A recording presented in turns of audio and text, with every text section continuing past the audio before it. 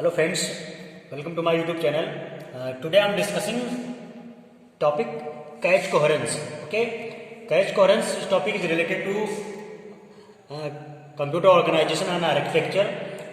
Cache coherence is a phenomena when more than one caches are presented between CPU and main memory. Okay, the communication block diagram actually processor and memory is given such that CPU directly communicate with cache memory and cache memory further communicate with random access memory means main memory, and RAM is directly connected in bidirectional way with hard disk drive. Okay, HDD. तो आप देख सकते हो कि जो communicative block diagram है memory और CPU के बीच में, तो communication CPU direct catch memory से कम्युनिकेट करता है बाई डायरेक्शनल वे में, और कैच मेमोरी बाई डायरेक्शनल वे में हमारी मेन मेमोरी जो कि रैम होती है उससे कनेक्टेड होती है, और रैम जो हमारी है रैंडम एक्सेस मेमोरी ये भी डायरेक्टली हार्ड डिस्क ड्राइव से कनेक्टेड होती है। तो जब भी कभी हम कोई एप्लीकेशन ओपन करते हैं एग्जीक्यूशन के लिए, तो वो application program hard disk drive से उठ के आप मेन मेमोरी में लोड होता है, ठीक, और उस मेन मेमोरी में जब रिक्वायरमेंट होती है सीपीयू को तो कैच मेमोरी के माध्यम से प्रोसेसर तक जाता है। ठीक है, तो ये हमारा सीपीयू क्या है, central processing unit, totally CPU totally responsible for the internally और externally execution of any type of logical और अरिथमेटिक ऑपरेशन। ओके, तो कंप्यूटर के अंदर जो भी कोई अरिथमेटिक या लॉजिकल ऑपरेशन होते हैं टोटली सीपीयू के द्वारा किए जाते हैं। तो सीपीयू को जब भी कभी किसी प्रोग्राम फाइल की रिक्वायरमेंट होती है तो वो सबसे पहले कैच मेमोरी में सर्च करता है। ओके, इन केस क्योंकि कैच मेमोरी का साइज ज्यादा नहीं होता है, तो इन केस अगर वो प्रोग्राम फाइल कैच में अवेलेबल नहीं है तो वो program file random access memory में सर्च की जाती है। ठीक है, तो वो पॉसिबिलिटी होती है कि वो प्रोग्राम फाइल रैम में मिल जाएगी, बट इन केस अगर रैम में अवेलेबल नहीं हुई तो इसको हम बोलते हैं पेज मिस। ओके, और वो जब वो प्रोग्राम फाइल हमारे रैम में नहीं है, मेन मेमोरी में नहीं है, तो वो program file hard disk drive से मीडियम टर्म शेड्यूलर के द्वारा सर्च किया जाता है। ठीक है, क्लियर? तो मीडियम टर्म शेड्यूलर होता है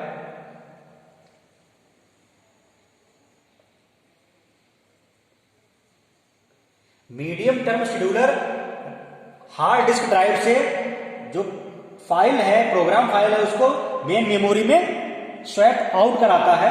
ठीक है, तो ये रैम और हार्ड डिस्क के बीच में स्वैप इन स्वैप आउट की प्रोसीजर चलता है, ये मीडियम टर्म शेड्यूलर करता है। ठीक है, तो हार्ड डिस्क से प्रोग्राम फाइल को रैम में लाने को स्वैप इन बोलते हैं, और जब प्रोसेसर उस प्रोग्राम को एग्जीक्यूट कर लेगा तो वो प्रोग्राम फाइल फिर से रैम से हार्ड डिस्क में पहुंच जाएगी। इस प्रोसेस को स्वैप आउट बोलते हैं। ठीक है, तो स्वैप इन स्वैप आउट कभी कभी कंप्यूटर एग्जाम में पूछा जाता है कि स्वैप इन एंड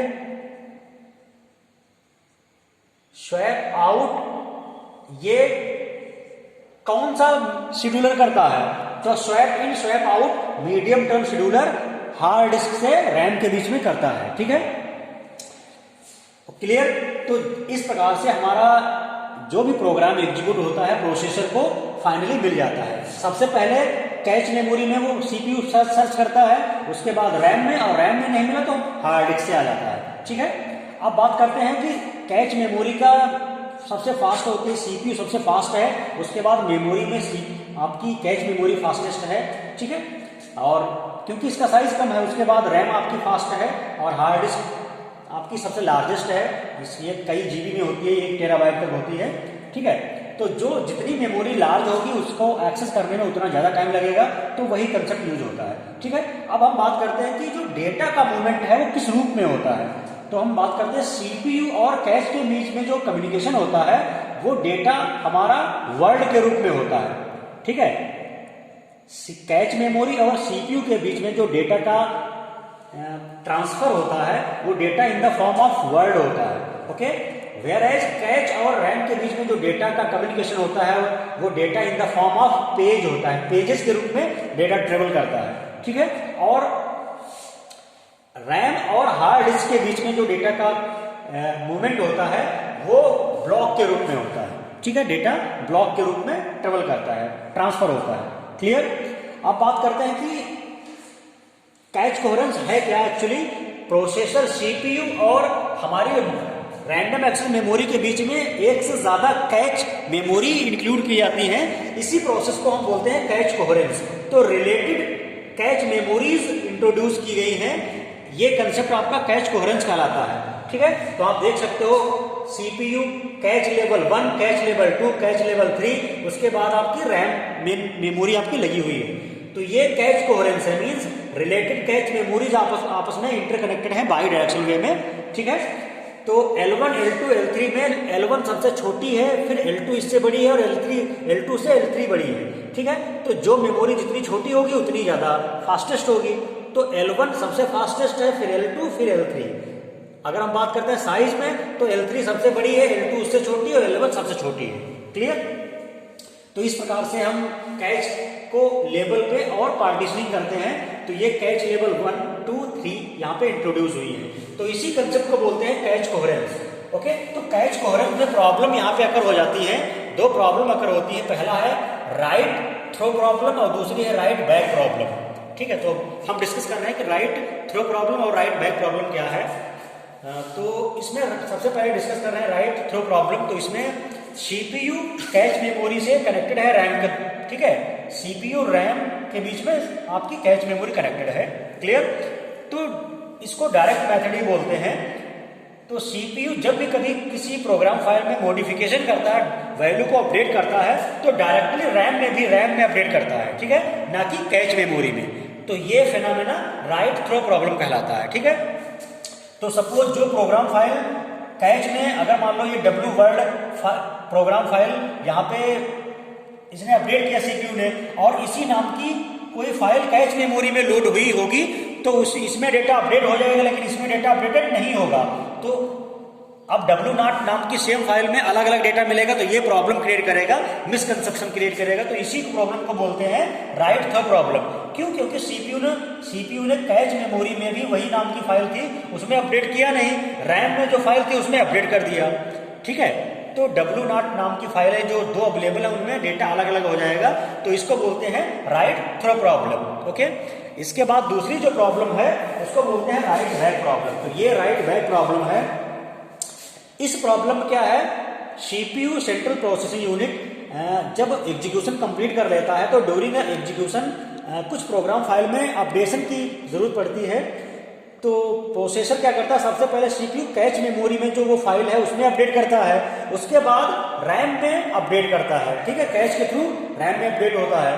तो सपोज अगर ये प्रॉब्लम आ गई कि कैच मेमोरी में जो प्रोग्राम फाइल है उसको तो अपडेट कर दिया सीपीयू ने, लेकिन रैम में जो प्रोग्राम फाइल है उसमें अपडेट नहीं कर पाया, तो ये प्रॉब्लम अब नई प्रोसेस उस प्रोग्राम फाइल को एक्सेस करेगी, तो उसको पुराना डाटा मिलेगा और प्रॉब्लम क्रिएट हो जाएगी, क्योंकि अपडेटेड डेटा कहाँ है, कैच मेमोरी के पास है, रैम में नहीं है, ठीक।